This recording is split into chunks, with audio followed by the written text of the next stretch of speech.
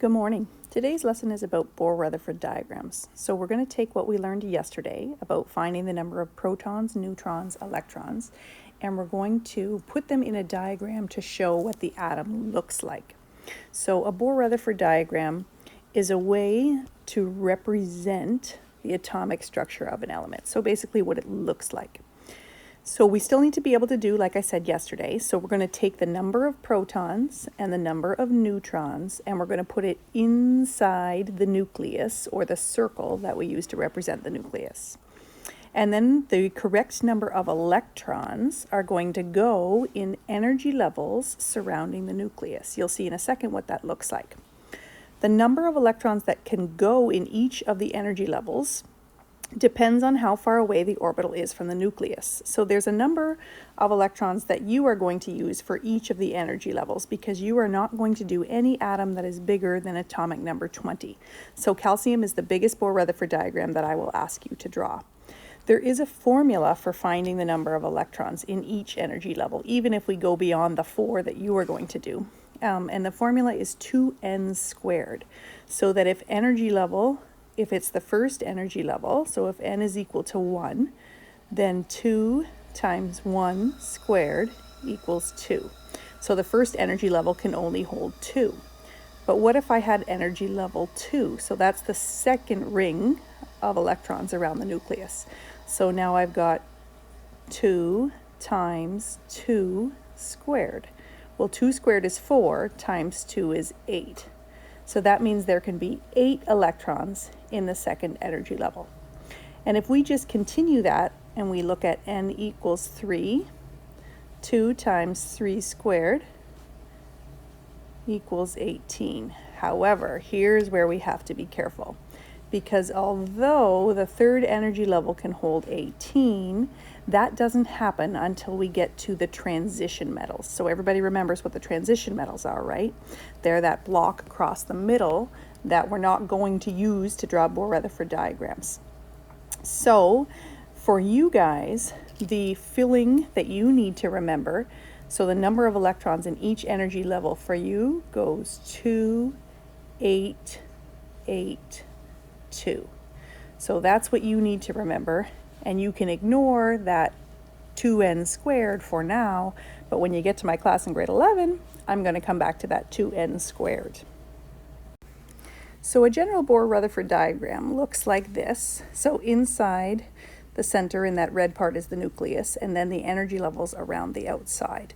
I'm going to draw a better picture where we can actually put some electrons into the center. Okay, so here's a general form of what a Bohr-Rutherford diagram would look like. So inside the center, I'm going to have the number of protons, and I'm going to use that symbol that we used yesterday for the number of protons.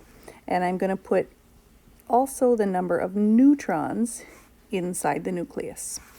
The electrons are going to be placed in the energy levels around. And if you remember what I've just finished saying, the first energy level holds 2, so I would draw 2 dots to represent those electrons. The second energy level can hold 8, except when I'm filling electrons in an energy level, I want to give them their own space first before I double them up.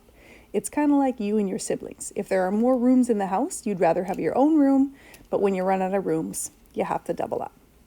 So when I'm placing the 8 electrons in the second and third energy level, I need to place them according to that rule.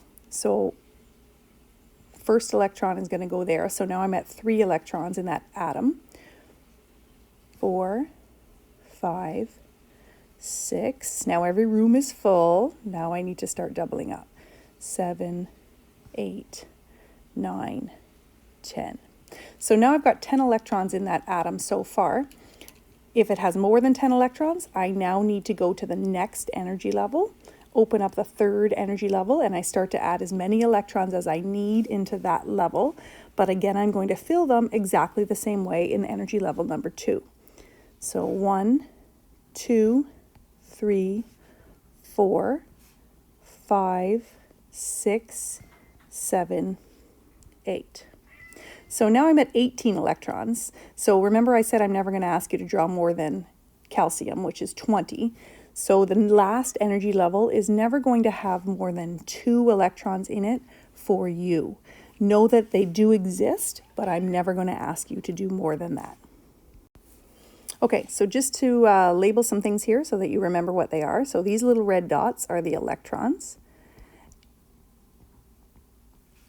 And then the number of red dots I draw is equal to the number of electrons from the atom that you determined yesterday.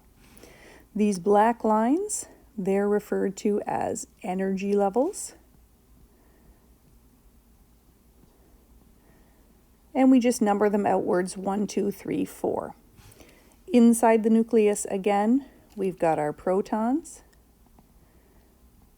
and our neutrons.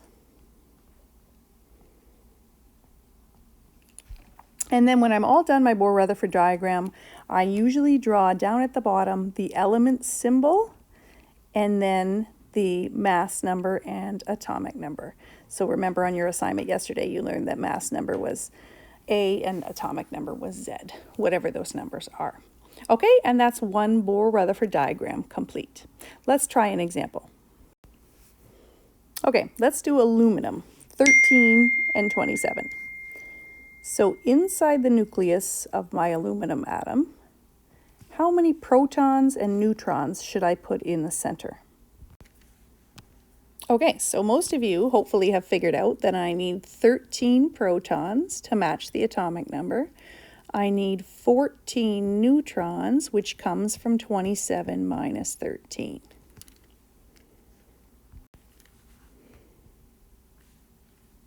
So I've got inside my nucleus there 13 protons, 14 neutrons. Okay, and I know that my protons have to match my electrons for now, so I'm going to need 13 electrons total. So I'm going to start by drawing my first energy level, and then I'm going to place the 2 electrons into my first energy level, followed by a second energy level. And in this one, I'm just going to keep counting till I get to 13. So I'm at 2, 3, 4, 5, 6, 7, 8, 9, 10. Okay, so I'm at 10. I need room for 3 more. So I have to start with a third energy level. 1, so that's 11, sorry, 12, 13. So now I've got all of the electrons that I need in my energy levels. So that is what an aluminum atom looks like. So I'm just going to label it down at the bottom here. It's aluminum with 13 protons.